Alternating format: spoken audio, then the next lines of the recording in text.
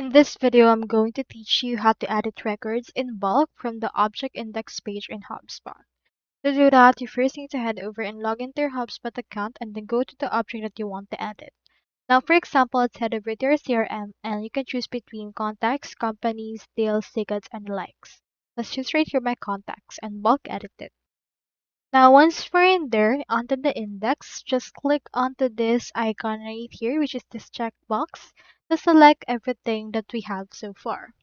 Once all the contacts has been selected, we need to click onto the edit that we have right here. Now, you can select a property to update, such as from email, membership notes, status, and the likes.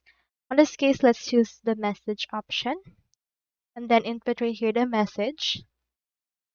Once you have inputted that, you can head over and click on update and you should be good to go. So that's all there is today, and if you haven't subscribed to HubSpot yet, make sure to use your affiliate links given in the video description. Thanks for watching and I will see you in my next video.